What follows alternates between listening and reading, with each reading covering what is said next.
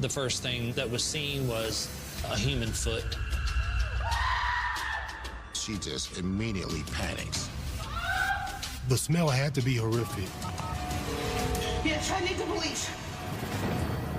Police in 2 states worked to put the pieces of the puzzle together. We knew that we were missing parts of our victim. Why did you only take that part of her body down there? I was like, well, I hope they find the rest of her. It took a couple of days to complete the job.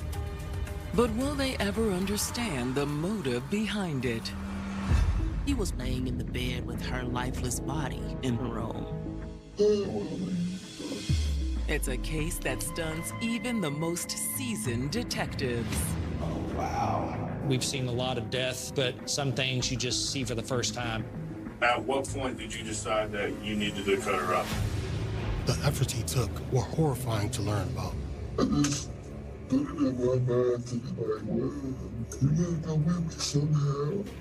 I just can't believe there's people like this walking around. It was just pure evil is what it was.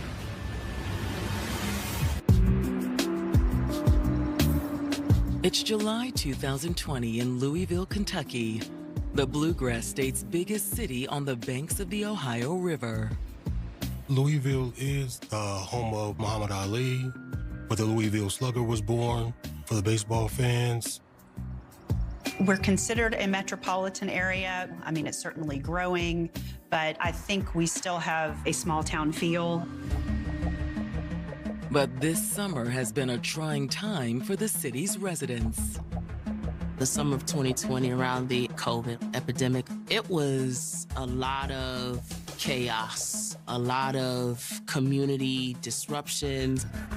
It's also the summer of the George Floyd protests, and in Louisville, the murder of Breonna Taylor. Breonna Taylor was an unarmed woman mistakenly shot and killed in March by Louisville police serving a no-knock search warrant in the middle of the night. Louisville, Kentucky has really deep-rooted racism. It's been like that for the past century, and with the shooting Breonna Taylor, there's a lot of tension in the town. The shooting triggered a wave of protests. I remember the protest. We were down there for Breonna Taylor, and it was rough. It was really rough. But now in late August, Shanta Alvis has begun to fear that another local Black woman could be in danger. Her cousin, 31-year-old LaDondra Ellington. Nobody had heard from LaDondra in over a month. I think the last time they saw her was near the end of July. I was inboxing her and calling her. And after LaDondra's birthday came and went, the family feels they have even more reason to be concerned. LaDondra had a birthday on August the 4th. We never missed each other's birthdays, ever. But we didn't hear from her. I kind of got worried with them because it was kind of unusual for her to go more than a few days without calling. When more days pass without any contact, LaDondra's cousins take action. She had friends as well who didn't hear from her, and they reached out to us. That's when we knew something was wrong. They headed over to the apartment. They knocked on the door, but there was no answer. And so that, again, raises more concern. You can only think the worst.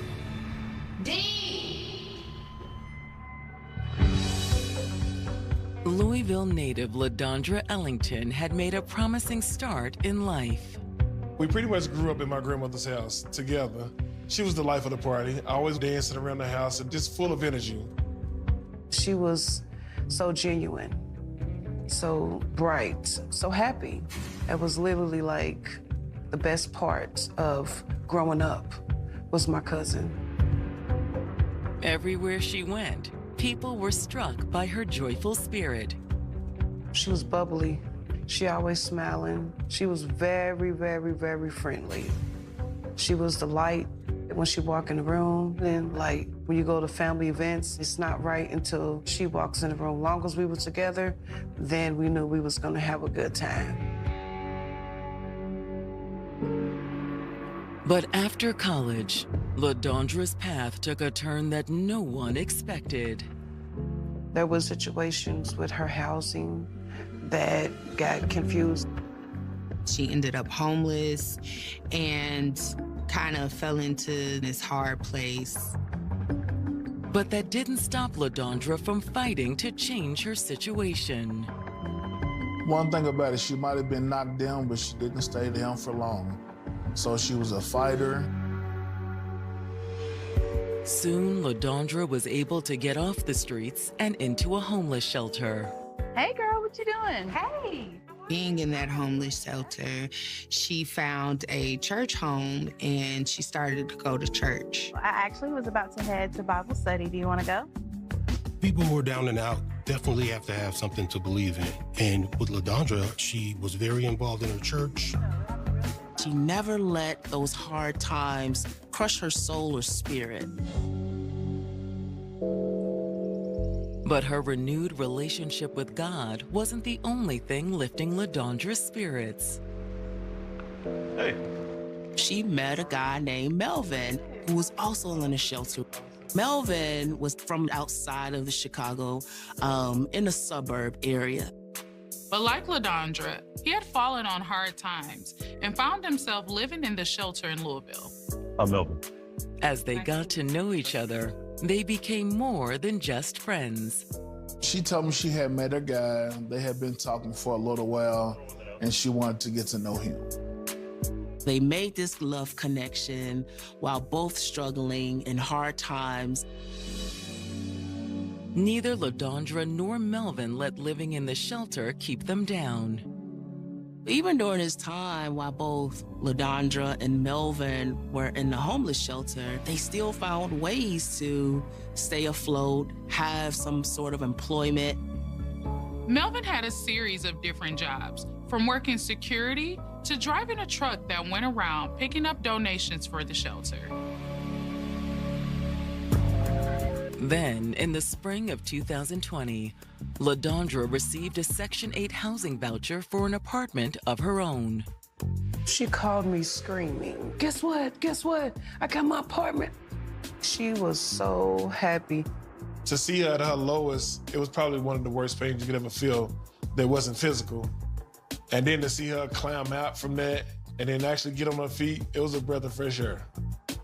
She worked so hard to get into a stable place, and when she did, I was like, this is what we've been waiting on. And LaDondra wouldn't be living there alone. This was an opportunity maybe for Melvin to also find his path. Are you sure it's cool, like me staying here? I mean, I want you to. But now, it's been over a month since anyone has seen or heard from LaDondra. The family's concern just kept growing. Like, we know our cousin, that's not like her. So they just go and do a wellness check on her. Nobody answered the door. Me and my brother left. And then we drove around looking for her at this point. Instead of LaDondra, they spot Melvin on the sidewalk. I think that's her dude right there on the scooter. We saw him on the scooter. So I jumped out. Hey man, let me holler at you for a minute. But Melvin's response isn't what they expected. His behavior was just really weird. He just took off running.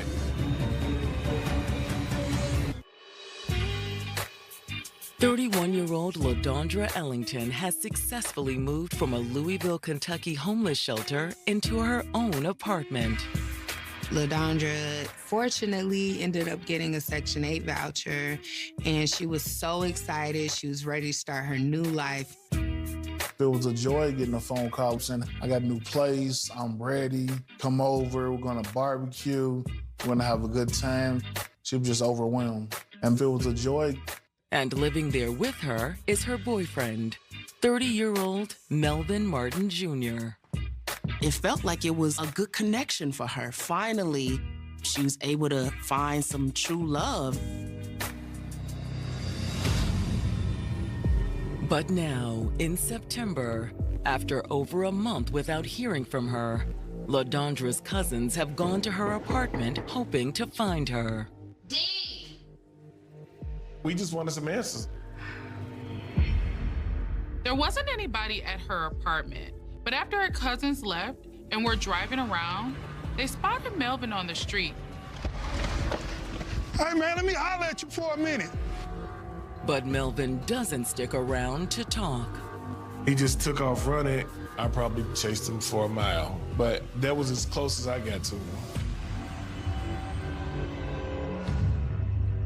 So on September 10th, LaDondra's family files a report with Louisville police. Sir? This was during a time of an uproar because of all of the protests against police violence and police brutality. A lot of times, situations like this tend to get swept under the rug. Especially in cases like LaDondra's. This sounds like something that could be typical of a person with LaDondra's past. With LaDondra already having a history of some homelessness, police may assume that maybe this is not a missing case, but maybe she's just dropped off the radar. LaDondra's family is adamant that isn't the case. She hasn't called, she hasn't sent a message. It's hard for people coming from the outside looking in for them to realize that people are concerned about her because this is not what they're used to. But it isn't just LaDondra's behavior that has her family concerned.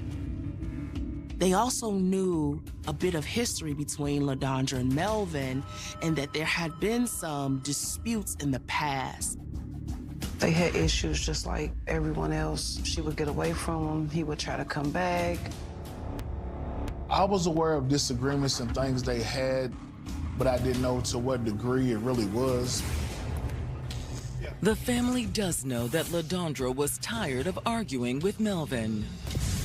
They had fights, yelling. Him mostly, her wanting him to leave, him not accepting the fact of she wants him to leave. She was just tired of the foolishness, and she was just over it. You only can take so much, and she wanted peace. That's all she wanted. But Melvin and LaDondra had always made up and stayed together.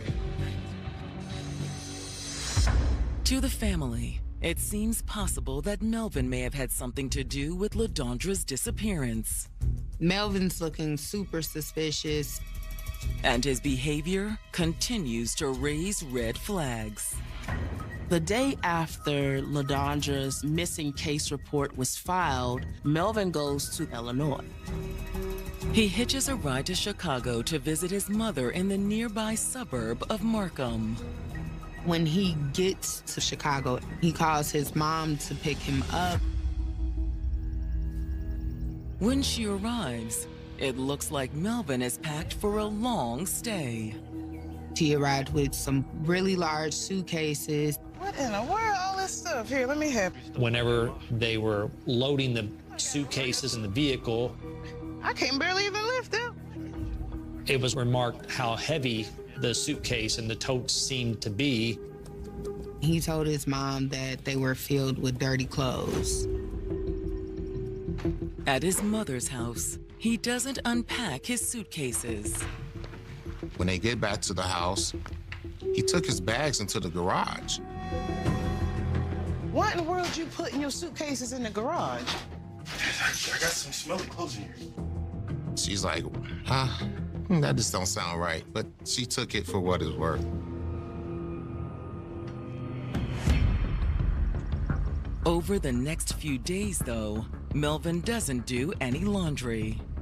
Despite having these two large suitcases with him, he kept asking to borrow clothes and even was asking his mom to buy him some clothes. Now, she was wondering what was in there. If you're taking a trip, wouldn't you have clothes to wear? What's in those suitcases? One afternoon, she finally has a chance to satisfy her curiosity. Melvin asked his mom to give him a ride to the library. He said he had to do some work on the computer. Mom is thinking, the first thing I want to do is get in that bag because he's just too protective over his luggage. So after dropping off Melvin, she hurries home. The bag is on top of a refrigerator in the garage, and she's first trying to pull it down. She said it felt like a sack of bricks. Those bags were not filled with dirty clothes. She saw a human foot.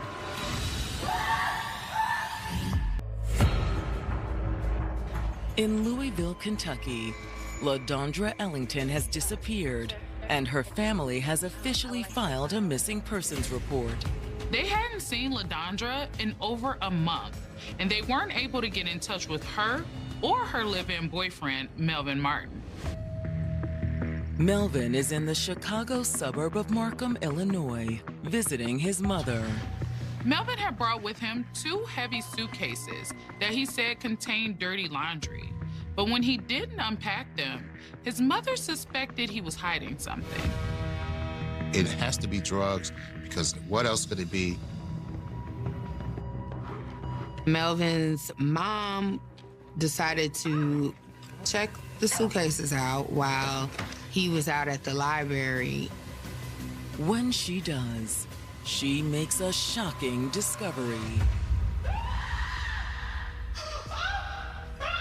They were actually filled with what appeared to be body parts. She just immediately panics. She's like, you know what, that's my son, but I just have to get the police involved. Melvin's mother calls 911 and tries to explain what she found. He was coming home, but he was having some problems, and I know that he was having some problems. But he put that suitcase in my garage. A detective is notified immediately. I received a phone call from my supervisor, and he's telling me, hey, you need to go over to Markham. He's like, you won't believe what you're gonna see, but I need you to hurry. The detective can tell what's waiting for him even before he enters the garage.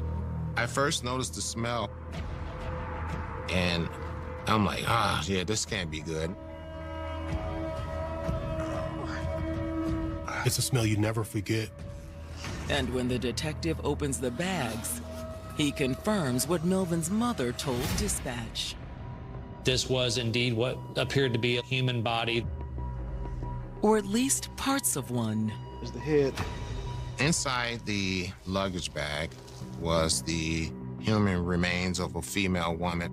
They were wrapped up in a whole bunch of bleach wipes. There were some plastic bags. There were multiple knives that were located inside the suitcase as well. The scene is like something out of a nightmare. Some of the body parts, you didn't really know what you were looking at because it was just a ball of flesh. I'm like, whoa, okay, this is gonna get deep. For the detective, the next move is to take Melvin Martin Jr. into custody. At that moment, Melvin was not at the house. He wanted to know, where is Melvin right now? His mom indicated that she had dropped him off at the library. That's where the detective finds him. He was immediately placed under arrest without incident. Melvin is then taken to the Markham police station. Authorities alerted the Louisville police force that they had Melvin in their custody. I said, hey, look, I got this guy. He just came from Louisville, Kentucky. Okay, well, what's the deal? Well, he has human remains in the suitcase. And they couldn't believe it. They're like, are you serious? Me and another detective, at that point, we got our bags together and we drove from Louisville to Chicago throughout the night. The next day, Louisville detectives interview Melvin Martin Jr. I asked him specifically about what happened to LaDondra. Why are we here today? Like, were things kind of just getting bad between you two? It's a long story. He starts by explaining how he had been living on the streets before moving into the homeless shelter.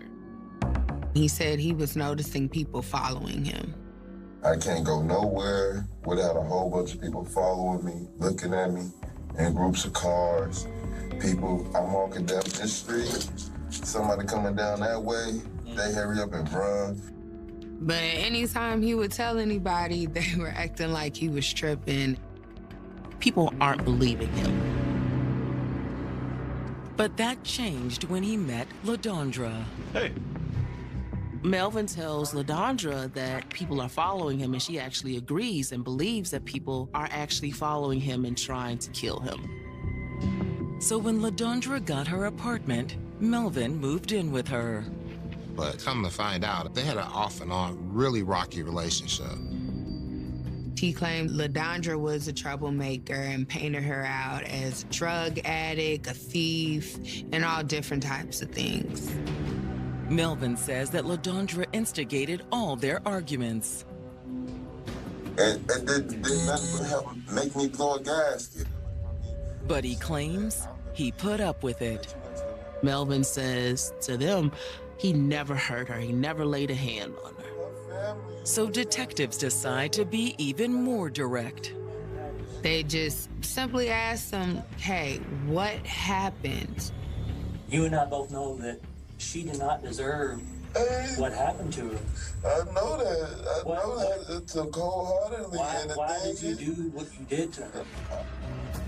Melvin couldn't share anything but the truth at that time. I lost control. And what the hell are you gonna do with that?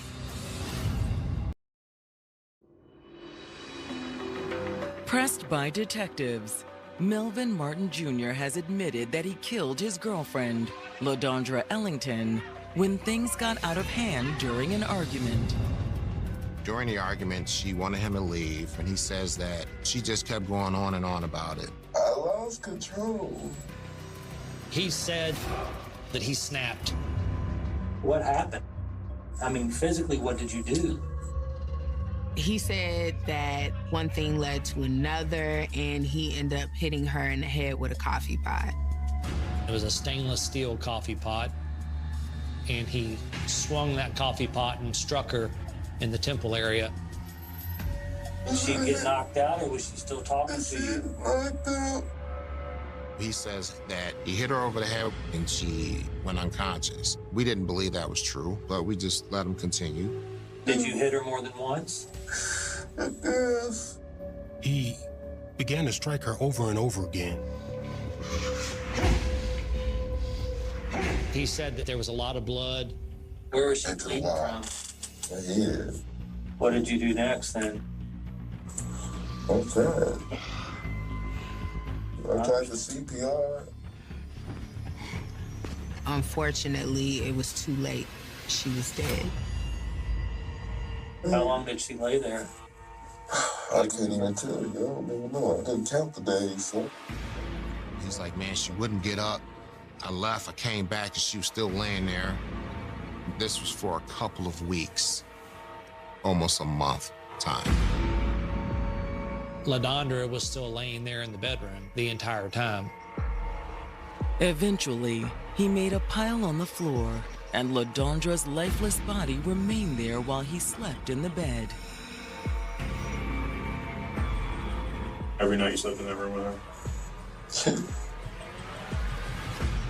After weeks in the apartment, he decided to go to Illinois. The only thing I could think about was the power to see my family one last time. But he didn't go alone. When he decided to go home and see his family, he started feeling like he could not leave her there. I will leave. So, you will come with me? He asked LaDondra's body, talking to her, did she want to come with him? I just put it in my mind to be like, well, you gotta come with me somehow. You gotta come with me. How was the problem? Melvin decided he was going to put her body into a suitcase. He decides to take her into the bathroom and use kitchen knives to dismember her body. We found 4 knives in that suitcase. Did you use all 4 of those? Yeah. How long did it take you to do all that? I didn't count, but I don't know. I mean, really, a kitchen knife is not going to do it, but he had no other tools. Melvin told police that it took several days to dismember her body, and he was so disgusted with himself that throughout the process, he was throwing up. It was really terrible, really. But he didn't take all of LaDondra with him to his mother's, even dismembered. We asked him, where's the rest of her? And his response is, well, I threw her away in the park. And we're like, what park? Melvin told detectives he had dumped LaDondra's torso in Bingham Park in Louisville. Why did you only take that part of her body down there? I don't know why I took that part. With a full confession, the detectives ask for his opinion. What do you think ought to happen to the person that cut her up and killed her the way she was killed? What do you think justice looks like for that person? I asked him specifically, what does justice look like to LaDondra? His answer is surprising. He actually responded something that I didn't expect him to say. I want the death penalty. I really do. Melvin Martin Jr. has just confessed to killing LaDondra Ellington, dismembering her body, and bringing parts of her remains 300 miles north to his mother's home in Markham, Illinois, just outside Chicago. He acknowledged that he had killed her, that he had taken some of her body with him, and he had hidden some of her body in Louisville, Kentucky. Melvin shows detectives on the map where he actually dumped LaDondra's torso. While Melvin awaits extradition back to Kentucky, officers head straight to Louisville's Bingham Park. Because everything was so overgrown in that particular area, locating the body was going to be difficult. But law enforcement comes prepared. I'm on the phone with the detectives who are out there in the park looking with dogs. I mean, they're looking, they're like, we don't see anything. Fortunately, it doesn't take long for them to spot something. Luckily, they're like, you know what? I think we got something here. I'm like, are you sure? And they're like, yeah, we got something. They were able to locate the rest of LaDondra's remains. It's a hit. Oh, forensics, call forensics.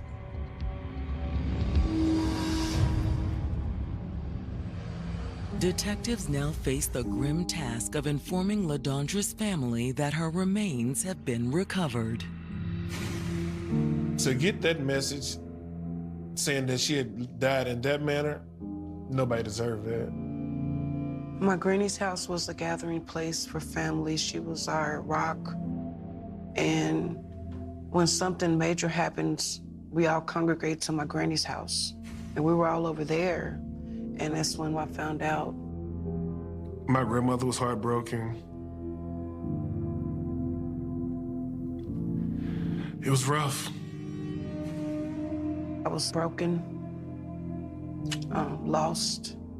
I still can't get past it. It's surreal to me still.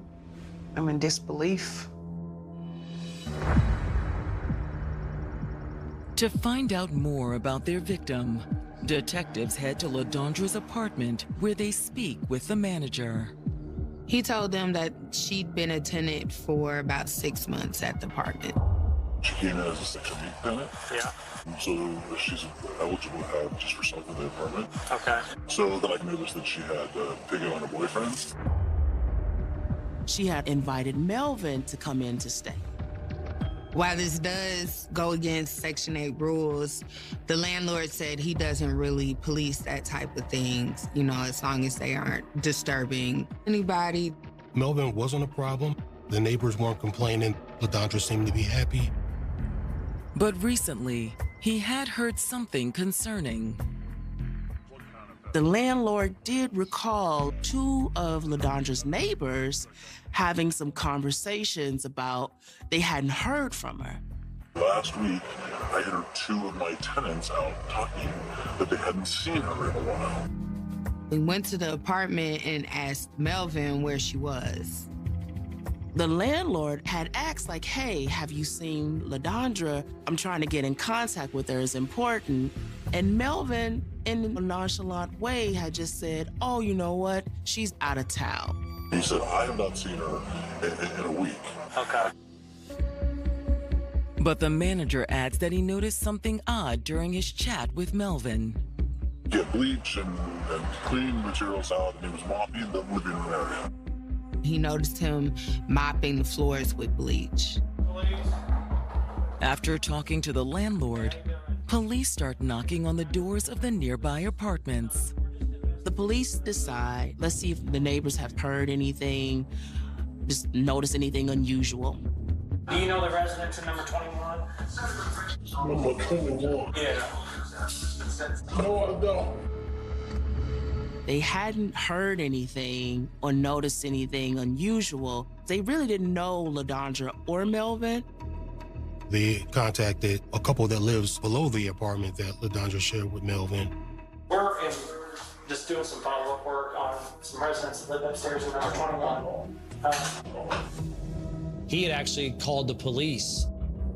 He woke up because he heard a lot of commotion, and that disturbed him. He recognized the voices of LaDondra and Melvin. He woke up out of his sleep because he heard Melvin beating LaDondra. He was beating on her?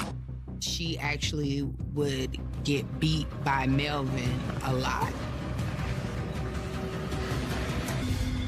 I'm thankful that his mother was conscious enough to know that there's something off here, and she took action, because without her initial phone call, I don't know if we would have ever found LaDondra. Who knows what would have happened if he had more time up in the Chicago area to put parts of her all across that area. A neighbor in the apartment below LaDondra Ellington has told Louisville detectives investigating her death that he'd overheard an incident of domestic violence between her and her boyfriend, Melvin Martin Jr. What he thought he heard was LaDondra being assaulted or being beaten up, and he had actually called the police. Were they responding? He didn't know if Melvin got arrested or what actually had happened. It scares me to even think of what could possibly be up here, like I live right underneath it. Investigators are able to verify what LaDondra's neighbors told them. They run both LaDondra and Melvin's background. And the neighbor's 911 call isn't Melvin's only run-in with the police. He had a history of abuse involving other people, some criminal cases, as well as some protective orders, which are civil orders, but still just as significant. He found the incident that the neighbor reported, but then there was another incident. There was this one incident where LaDondra went to the domestic violence shelter and actually filed a report. The report listed the date of the incident as May 23rd. In the report, LaDondra had stated that around 1 a.m. she had gotten up to use the bathroom. And that when she got back in the bed, both her and Melvin had heard a noise coming from the front of the house. Melvin went to the front of the apartment and he discovered that the front door was wide open. Once Melvin closes and locks the door, he comes back into the room and accuses her of having another man. You had him hiding in the closet, didn't you? No, I swear. He felt like she was hiding someone, and that person, once they went to bed, that they had this grand escape from the front door. When LaDondra said that wasn't true, Melvin just slapped her right across the face. And then that's when they got into a struggle. They end up getting in a full-fledged fight. It ended up with Melvin choking her. Until he said, you know what, get up, go sit in the chair. And that's when he just started sharing all of this past history of what he's done to women. We was putting fear into her. He made it clear in that, look, when a woman did me wrong, or I did really, really bad things to her, and she became ill. LaDondra, all of a sudden, starts to have a seizure. She said she ended up just falling asleep. The following day, LaDondra knew she needed to get help. LaDondra told Melvin that she wanted to go and visit her dad, and Melvin allowed her to go. And LaDondra ended up going to a women's shelter. She goes to the shelter to file the police report. But that's where the incident ends. She never followed through, having Melvin detained or incarcerated as a result of that battery. Many domestic violence disputes don't ever have a follow-up because police have to see if this is something that they need to pursue based off what the victim wants, or is this something that they're just gonna let fly by? And unfortunately, in this case, it was the latter. LaDondra found her way back to Melvin. So, knowing everything about Melvin, the police officers go and get the search warrant to go ahead to search the apartment. The crime scene unit sprays luminol around the apartment. When we did that in the bedroom, there were all sorts of areas of concern that lit up blue on the door frame, the door itself, the dresser in the bedroom, the mattress, the floor. Oh, wow. Not only were there traces of blood where Melvin tried to clean up, but there were also small traces in the sheets and in the towels. The police have all the evidence they need to confirm Melvin's confession. He was indicted on 3 counts. He was indicted on murder. He was indicted on tampering with physical evidence. He was also indicted on abuse of a corpse. Melvin's attorney attempts to keep his confession from being used in court. There was a motion that was filed to try to suppress his statement that failed. We succeeded on that motion. So there was a request for an offer, and we consulted with the family members and friends that were present, and we made that offer. So they talked to us about the deals and the pleas, and honestly, at that point, it was in God's hands. It was no longer up to us. The plea deal saves LaDondra's family from torment. I was there when they actually gave him the plea deal, and I saw the position that my sister and her sister was in. There's no way they could have made it through a trial, having to see all the imagery and whatnot. So I understand why they accepted it. We was able to speak, myself and her little sister, and as we said, it's in God's hands. What happens to him, happens to him. Seeing my sister, seeing what she had to go through from making the identification and looking at some of those pictures, that's something I didn't want her to have to relive. Going through it once is enough. But the prosecution has another reason, too. They don't want to go to court because they don't want him to plead insanity. He was not mentally ill. He was trying to evade prosecution.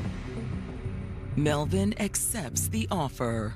Melvin pleads guilty to murder.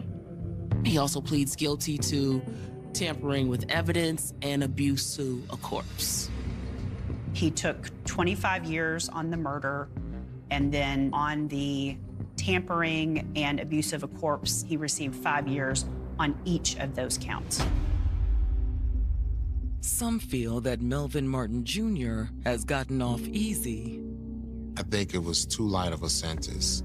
For everything he put into it and the audacity to travel states away, I think, 25 years is just too little of a sentence, slap on the wrist. He deserves so much more. He deserved way more. She definitely did not deserve that at all. No one deserve that. But his punishment will be far greater than we could ever do to him. Because we believe in the Lord. Still, what Melvin did to LaDondra can never be forgotten. This is one of those cases that is so heavy. It's just really different. And, you know, every little detail that we talk about, let's just bring back the memory, the smell, the every little detail about it. Here we have a domestic violence case, and unfortunately, it cost a life. And the life it claimed was precious. It's important to tell her story because I don't want her to just be a name. No, This romance was a new chapter for him, an opportunity to live a youthful life with someone that's very beautiful. They were headed back to Southern California to celebrate their first Thanksgiving together.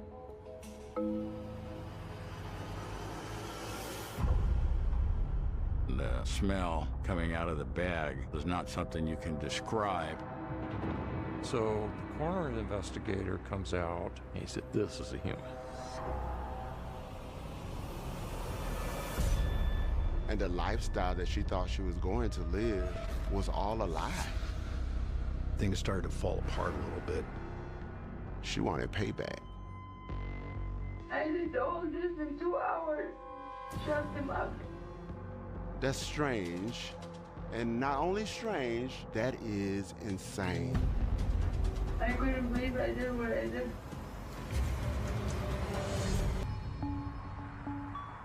In the city of Costa Mesa, the California dream is alive and well. Costa Mesa is a relatively small town, and it is sunny all the time. A lot of people will settle in Costa Mesa because they can be so close to the beach without having to buy really expensive property. It's around 2 p.m. on December 1st, 1991, when Costa Mesa resident Jose Escoval calls 911. He tells the operator of a concerning interaction he just had with his ex-girlfriend. Jose receives a knock on his door. He did look out the window and see a red Corvette in his driveway. Didn't recognize the car. He opened the door, and it was a former girlfriend, somebody that had lived with him on and off. He'd broken up a year ago, but still maintained a relationship. She was very disheveled, very upset, had gloves on her hands, wanted his help. So he invited her into the apartment, and she sat down and basically told him she wanted to elicit his help, his car, to get rid of her husband's body. He says, hold on, just stay right there. As soon as he was able to get out of her presence, he went straight to a payphone to call the police and say, hey, I need some help. He identifies the woman as Omaima Nelson. Her husband's name is Bill. Police dispatchers told him to stay put. An officer would meet with him very soon.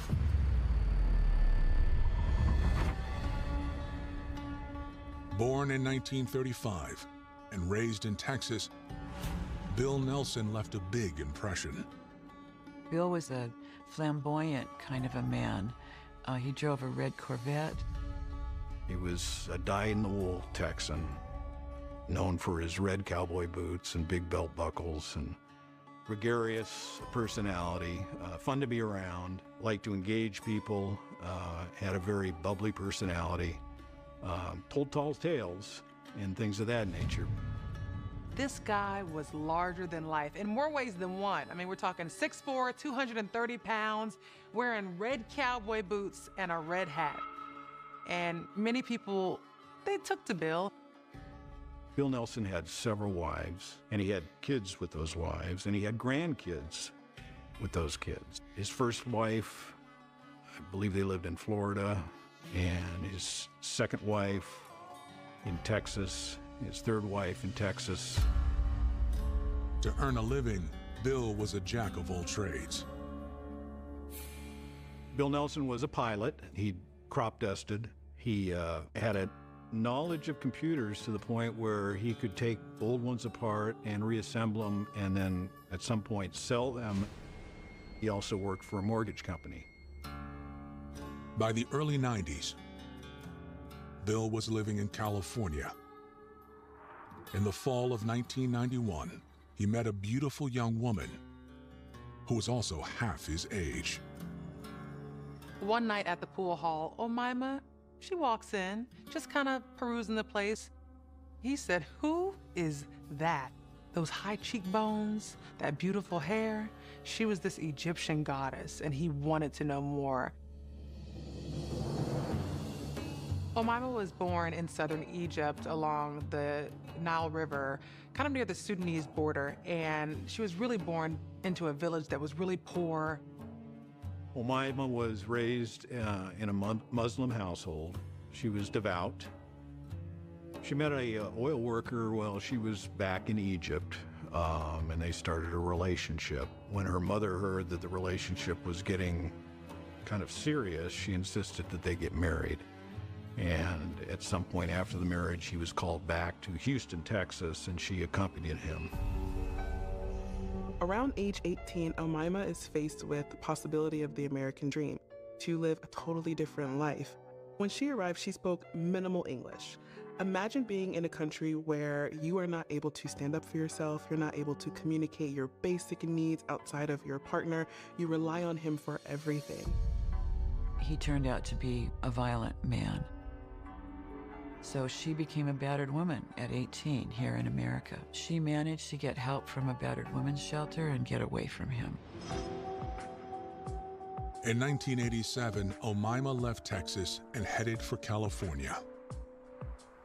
After divorcing her first husband, she moved in with her sister in San Clemente, California, located south of Costa Mesa.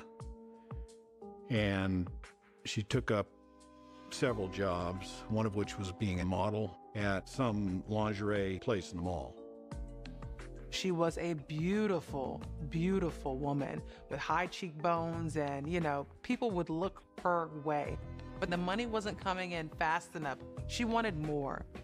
She was attracted to these older men. To her, they provided protection, they provided stability, and they provided money. Omaima had the belief that if she found a nice older man, that man would both take care of her and be kind. And at 23 years old, Omaima met 56-year-old Bill Nelson at a bar. She sees a big old statuesque guy. He was commanding the entire room, telling his stories, had everybody captivated. Bill wooed Omaima with his cowboy persona and promises of a better life. He may have mentioned that he, lived a lavish life, had a red Corvette, may have even owned a cattle ranch. For Mr. Nelson, I imagine this romance was a new chapter for him, an opportunity to live a young, joyful, youthful life with someone that's very beautiful. Once Omaima and Bill Nelson met each other, they were inseparable for days at a time, even a couple of weeks before he decided, you know what, I want you to meet my family. So they took a road trip to Arkansas and Texas, and that's where his family was. And on that trip, they made a big decision. He made the decision to propose to her, and not just propose, but within a day, it's time to get married. And he drove to Phoenix, Arizona, where a justice of the peace married him. The newlyweds continued their road trip, sharing the good news with Bill's family. Omaima was elated. She finally found a family that she felt like she gelled with. She really felt this sense of belonging thanks to Bill, her new husband. Following the road trip, the couple looked forward to spending the holidays together. They were headed back to Southern California to celebrate their first Thanksgiving together. But 3 days after Thanksgiving, Omaima's ex, Jose Escobar, calls 911 to report that Omaima showed up at his doorstep, asking him to help move Bill's body. Police dispatchers told him to stay put, that they'd have officers running over to his house on Monte Vista, but an officer would meet with him very soon. While Jose waits at the payphone, officers head to his home. When police get to Joel's residence, Omima's inside. And one of the officers goes inside to speak with her, start asking her some questions. She's dressed all in black. She's got a black blazer on, black pants, even black leather gloves on her hands. When asked about her husband, Omima says he is out of town. He'd spent Thanksgiving with her on Thursday, and on Friday he'd left for a business trip, and she expected him back the following Friday. Asked her kind of the circumstances around her connection to Jose, and she said she'd known him, past boyfriend. She'd come over to see if she could stay there because Bill was gone. There was another police officer, a couple of them outside, and that's when they spotted that red Corvette. We looked inside the Corvette. Officer Hogue spotted a 50-gallon trash bag, which was tied at the top, sitting on the front seat. So Officer Hogue removed it and set it down on the front yard grass and cut it open with a penknife. The smell is not something you can describe.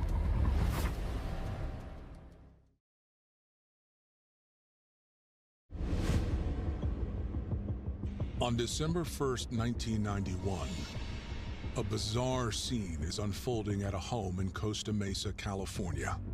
Parked out front of the location was a Corvette, and Officer Hogue looked inside and saw a big trash bag that was tied at the top, sitting in plain view. Then Officer Hogue cut the bag open with a penknife he had. At that point, we could see a liquid substance in the bag, and the smell that was emanating from the bag was so powerful. Meanwhile, officers find the homeowner, Jose Escoval, at a nearby payphone. Jose explains what prompted him to call 911. About 2 in the afternoon, somebody was knocking on the door, and he looked out, saw the red Corvette, opened the door, and it was Omima. She removed the black gloves that she was wearing. He saw that her hands had been cut with what looked like a knife. She had bruises on her arms, on her legs, so he invited her into the apartment. She says, "I need your help." Jose says, "With what?"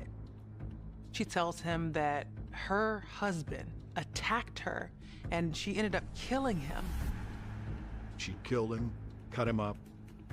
She had a trash bag in the car right now and would pay him a huge sum of money if he would just help her. "I just need to move his body." And then she offers him $75,000 and 2 motorcycles if he actually obliges. He says, "Hold on, just stay right there." Jose left the house and found a payphone and called 911. Back at Jose's house, a grim discovery is underway. The whole show was this bag that was in the back of the Corvette. One of the officers had taken the bag out of the car, opened it up. I look inside the bag, and I'm not really sure what I'm looking at. It just looks kind of nasty. I said, you know, this could be pig entrails for all I know. The thing that went through my mind, I need to identify this as human. Because I'm still thinking, this is some kind of gag. This is some kind of misdirection of some sort. I'm just still not believing that this is human internal parts that are in this bag. So we're going to need a coroner out here. So the coroner investigator comes out. We opened up a big plastic cloth to the ground, and we got the remains out onto the cloth. And then all of a sudden he says, "Hey, you better look at this." I go, "What?" He says, "Do you know what those little black spots on this organ is?" I said, I got no idea what that is. He said, that's carbon. I said, it is? He said, yeah. I said, you know where that comes from? I said, no. He said, it comes from smoking. And he said, so unless you know any pigs that smoke, this is a human. Investigators turn to Omaima. We introduced ourselves, said obviously we don't want to really be talking out here on the street. Would you mind accompanying us to the police department for an interview? And she agreed. But law enforcement has another priority before they talk to Omaima. We were able to determine from her identification where she lived with her husband. Officers immediately went over to that apartment to see if there was, somebody in distress, somebody hurt. It was locked. We obtained a key from the manager. I decided we had exigent circumstances to enter the apartment to see if there was someone inside that was injured and needed medical assistance. Upon entering the apartment, we instantly ascertained that nothing was amiss in the living room. Nothing seemed out of place. Upon entering the bedroom, Officer Hogan and I entered together and we saw blood spots on the side of a mattress. We then walked back out of the bedroom and entered the kitchen area, which was a mess. Sitting on the counter was a crock pot. There was a lot of dishes in the sink and on the countertop. And for some reason, I decided to open the top freezer door of the refrigerator, and I saw this round object in foil. And I tapped on it with my finger and said to Officer Hogue, hey, Danny, I wonder if this is his head or side of ham. Officers with the Costa Mesa Police Department make troubling discoveries inside the home of Omaima and Bill Nelson. We saw blood spots on the side of the mattress. They go to the freezer, open it up, big ball of aluminum foil. We had the right, upon entering the apartment under exigent circumstances, to look to see what's in plain sight or even in a closet. But we would need a search warrant to get back into the apartment and to make a detailed search. As they wait for the warrant to come through, investigators conduct an interview with Omaima. We got to the station and escorted her to an interview room. She wanted a cigarette. It was obvious that she was distressed. She was talking a mile a minute. She had cuts and bruises all over her. I had fighting blood. What happened? Well, I went for a drink and three girls fight with me there, and they got scratched. Where is Bill away right now? Is he here in town, or is he out of town, or where is he? He's out of town. Did you tell Jose today that you killed your husband? No, I did not. What do you know about the garbage sack that was in your car? Well, what is it? Well, I'm asking you. What do you know about it? I didn't know nothing about it. Don't know anything about it? Oh. Omaima offers an explanation. She said Jose had, under false pretext, wanted to drive the red Corvette, had left for an hour, and when he came back, that bag must have been in it. So Jose must have put the bag in the car. Then she said she'd been to a laundromat doing laundry earlier in the day and decided to walk next door to a bar, but left her car unlocked. And during that time, somebody must have put a bag behind the front passenger seat. She didn't know anything about it. It would go from one extreme to the other. It was very non-cogent. The interview goes on, and Omaima's story continues to change. And then at some point she said that Bill had raped her.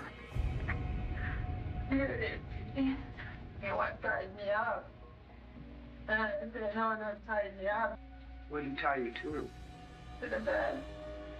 Did you kill Bill because he did this to you? Tell him the truth of it. I didn't burn. Just after 10 p.m., the interview ends, as Omaima is escorted to the hospital for a physical examination. A search warrant was granted for the premises, and I responded over to serve the search warrant at about 2 in the morning. Investigators start in the bedroom, where the patrol officer spotted blood. Next to what I presume was Bill's side of the bed were a pair of red cowboy boots and some boot shining materials on a rug. To the first eye, it looks okay. The bed was made, mattress was on top. You lift the mattress and the blood was underneath it. It's saturated with blood and the box spring. And then you realize that there was a headboard at one point on that bed, but the headboard was broken into several pieces and it was stashed behind the head of the bed. Did a search of the closet.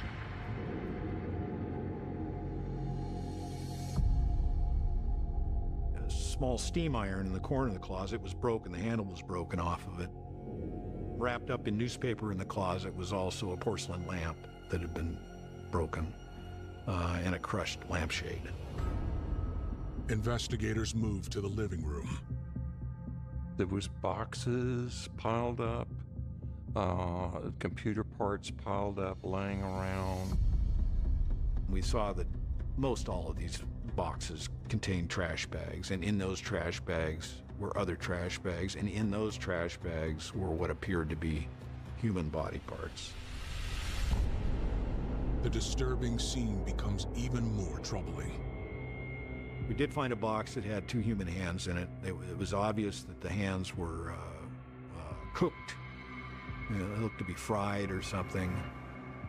Detectives were searching the kitchen, and officers started going through the refrigerator, the freezer. They locate the large item wrapped in foil. Take that out, open it up. It looked like a human head. I mean, that looked like a prop out of a horror movie, is what it looked like. And also wrapped in a piece of tinfoil were genitals, male genitals. The genitals appeared as if they'd also been cooked and wrapped in tinfoil. This is a house of horrors. It was pretty shocking. Investigators question whether Omaima is physically capable of such violence. The thing for me is she's petite, and I knew from Mr. Nelson's driver's license that he was, over 6 foot, 250 pounds. But in one particular box, in amongst the trash bags, were a pair of human legs, and those legs had ligature marks around the ankles.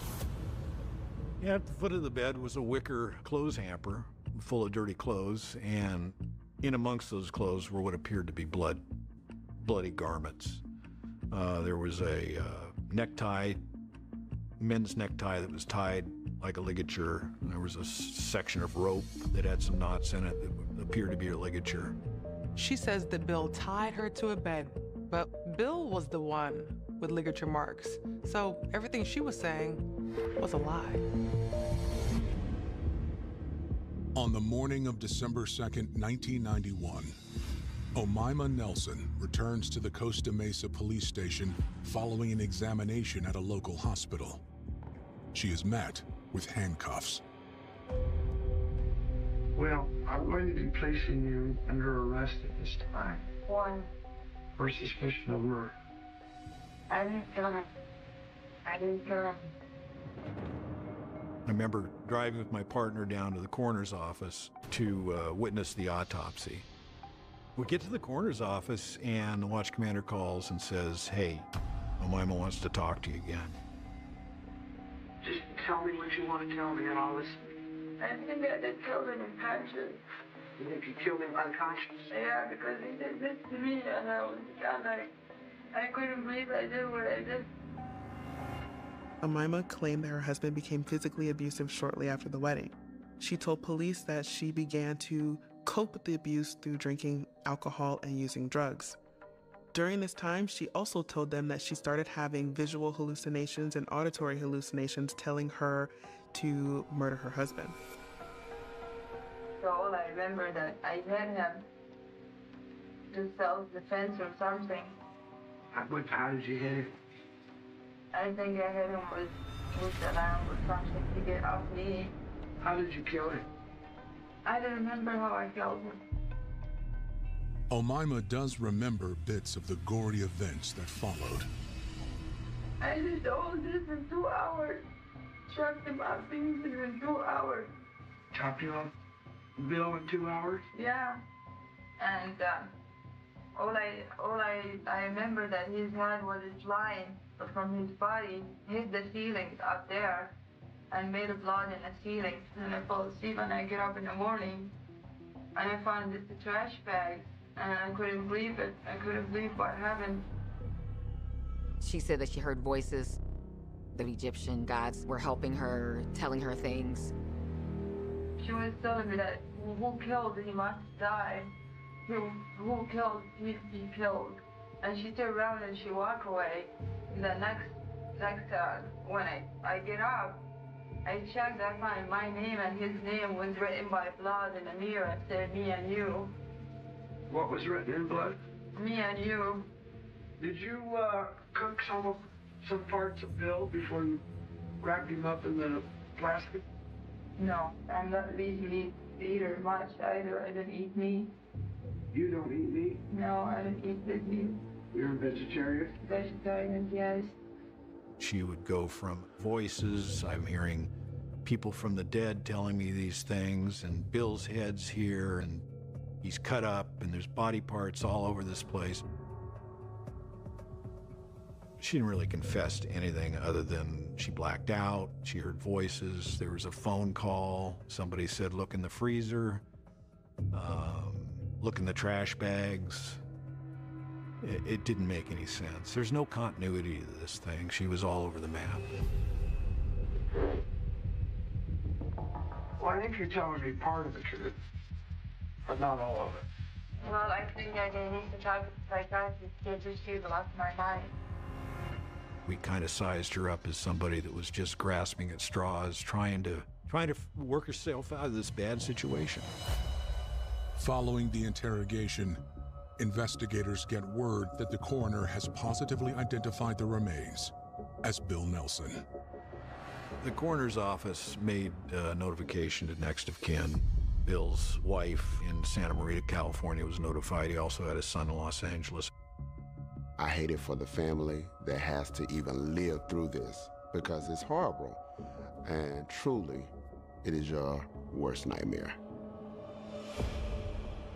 Following her arrest, Omaima meets with multiple mental health professionals.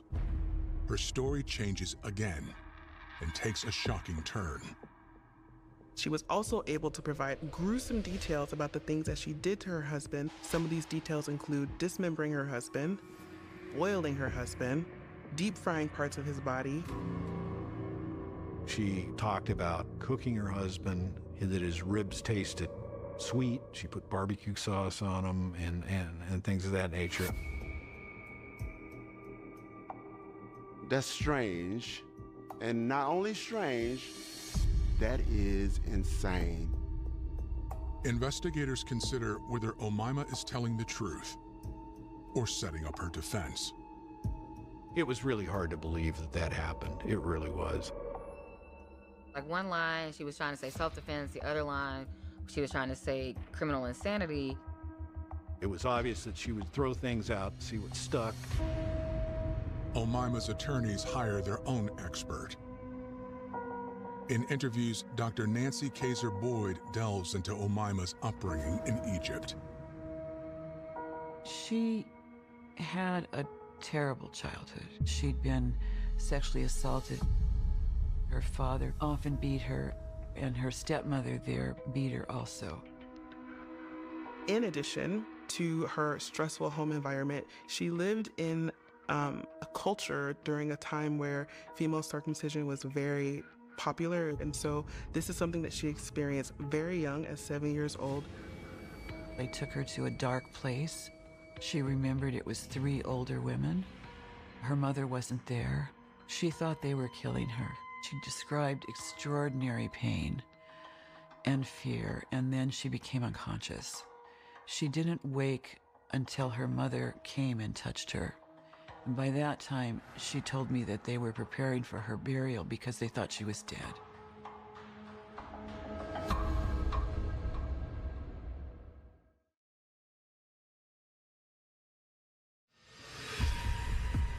Omaima Nelson is behind bars, accused of brutally dismembering her husband of just a few weeks. In interviews with a psychologist, Omaima reveals she suffered sexual abuse, violence, and female circumcision. We had her examined by a gynecologist, and that doctor told us that her vaginal area had a lot of scar tissue and that sex would be very painful for her. During the trial prep, Omaima's defense team, her attorney and investigator, actually flew to this suburb of Cairo and did in-depth interviews of her family members and to kind of give a glimpse of her childhood growing up and possibly the abuses involved, to show that she'd had a series of dominating males in her life and that she'd experienced not only the circumcision, but sexual assault. And so there was definitely some aspects of her past that they were trying to show contributed to this murder. Detectives and prosecutors prepare to counter whatever defense Omaima brings to court. They speak with medical professionals who examined Omaima on the day of her arrest. The hospital report concluded that there were no signs of rape or sexual assault. She also mentioned that she was the one who had been held down and tied to this bedpost. No ligature marks at all around her wrists or her ankles. In fact, medical professionals said she had cuts on her, cuts that came from when she was stabbing Bill. Investigators reach out to Bill's family, including his ex-wives. Bill was very acquainted with family and his children. His kids would call him on a fairly regular basis, and yeah, he was just a great dad. When I spoke to Bill's ex-wife, she spoke very fondly of Bill, and I was struck at one point that she really liked this guy, and she was deeply hurt by what happened to him. In talking to the family, it was obvious that Bill Nelson was not a violent person. No evidence of that. Investigators find no record of violence or abuse on Bill's behalf. Omaima is a different story. One incident included her going to the pharmacy and grabbing whatever she wanted out of there and stealing without paying for this stuff. 2 security guards were watching her, and when they tried to stop her, she got extremely violent with them, so much so she ended up attacking them so viciously that she bit the chest of one of the women, the female security guards. She bit her breast so hard that she almost bit it off, and she also grabbed the vagina of the security guard as well. As news of the gruesome crime spreads across the state, law enforcement gets a phone call. Robert Hansen saw the news report of Omaima's crimes against Bill Nelson. Mr. Robert Hansen, elderly, single, lived in an apartment, fairly successful business person. He met Omaima in a bar, and over conversation, one thing led to another, and she went home with him. Obviously, there was a relationship that started. At one point during their relationship, they were having sex, and they were doing what she likes to call kinky sex. She gets over there and ties him up, but instead of doing the kinky sexual thing that she promised, she attempted to rob him and pulls a gun on him.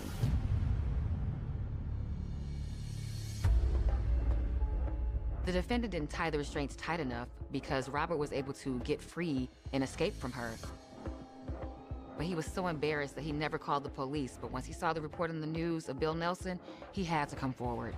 He couldn't keep silent because she had done something similar to him and he survived. So this wasn't Omaima's first rodeo.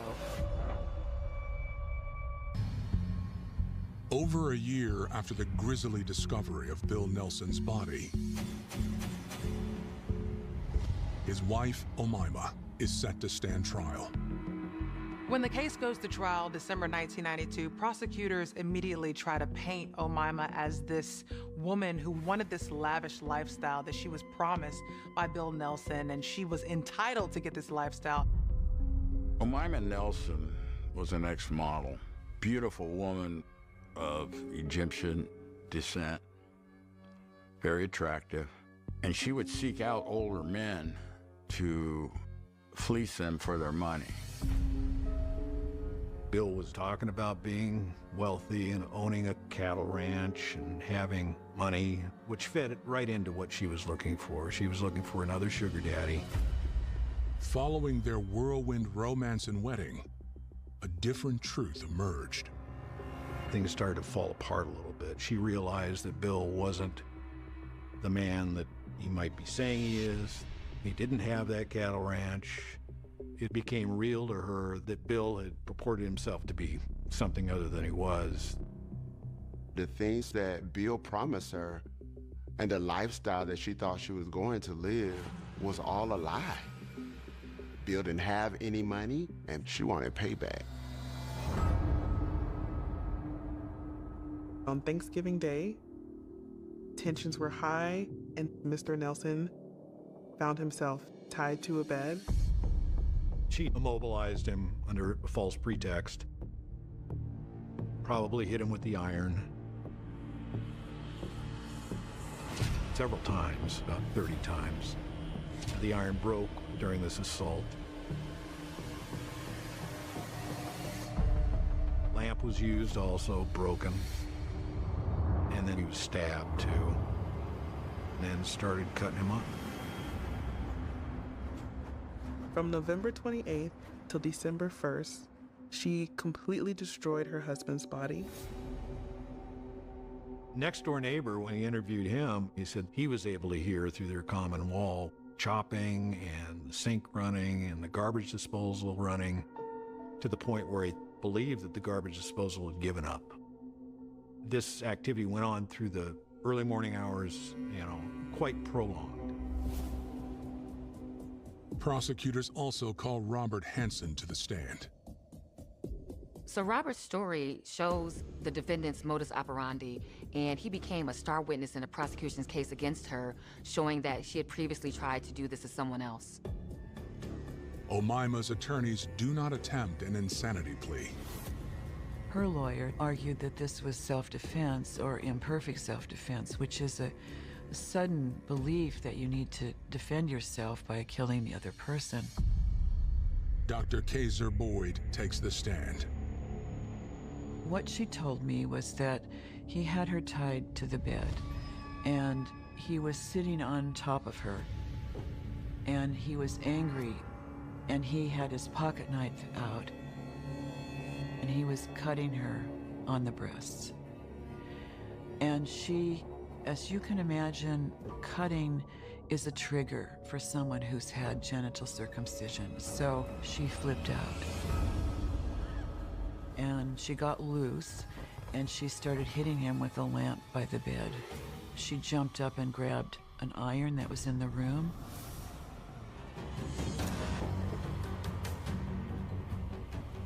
And started beating him with that. She said he fell on the bed, and she stabbed him with scissors. She cut him up because she didn't want him to be able to enter the afterlife. The reason Egyptians wrapped their dead and mummified them was so they could enter heaven whole. She told me she hoped she never, if she got to heaven, she would never see him there.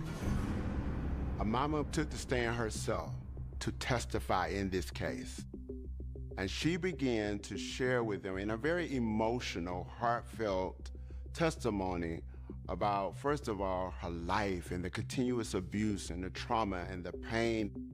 She was a victim of sexual assault, of child abuse, of female genital mutilation, and all of this trauma, like cumulatively over the years, contributed to her psychological stressors that caused her to do this. The jury deliberates for 6 days. I was on needles and pins. I didn't know what the outcome would be. Ultimately, they came and found her guilty with second-degree murder, and she received 25 years to life. But Omima's story doesn't end with the verdict. While in prison, Amima meets another older gentleman that's rich. And that relationship began to flourish. They became married. However, during the marriage, her husband dies, but he also leaves her with a lot of money.